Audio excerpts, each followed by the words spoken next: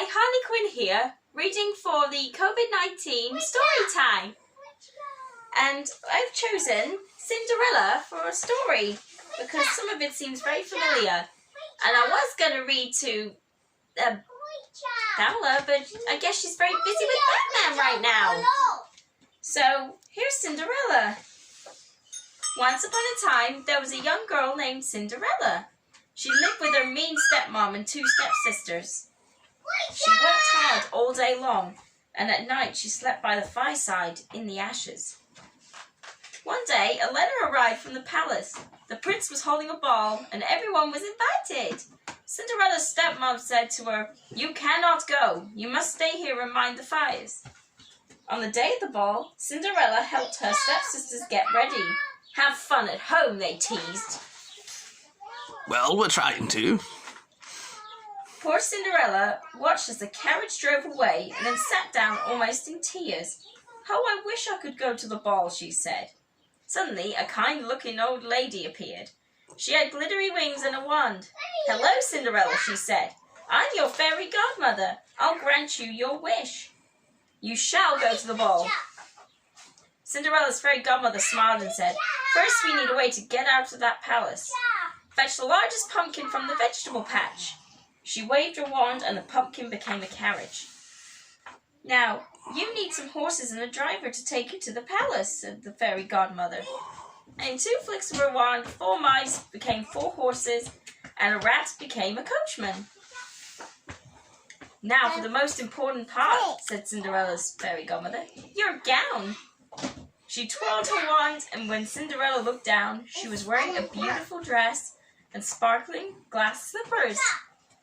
Cinderella's fairy godmother said she was ready for the ball, but she must be home by midnight. The spell will end as the clock turns 12. When Cinderella arrived at the palace, everyone looked up to her.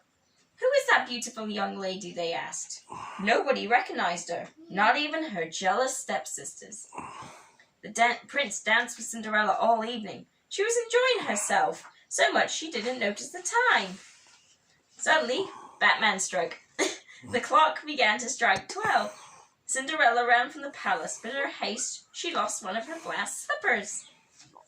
When Cinderella returned to her carriage, the spell had broken.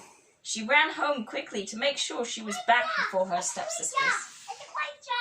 The prince, meanwhile, could not forget Cinderella. He had fallen in love and declared that he would marry the owner of the glass slipper. He visited every house in the land, but no luck. Finally, he arrived at Cinderella's house. "The glass slipper belongs to the girl I danced with at the ball," the prince said. "I must find her." Cinderella's stepsisters invited the prince inside, and they tried to force their big fat feet into the slipper, but with no luck. The prince asked if there were any other young ladies at the house. "Of course not," said the stepsisters. Just then Cinderella stepped into the room, but before she could speak, the stepmother said, "No, not her. She works in the kitchen. She didn't go to the ball." But the prince asked Cinderella to sit down on the chair. She placed her foot in the glass slipper, and it fitted perfectly. Everyone was amazed. Suddenly, the prince recognized Cinderella as the girl from the ball, and he was overjoyed. "I have found my bride at last," he cried. "Will you marry me?" Cinderella said yes, and they lived happily ever after, until the Batman showed up.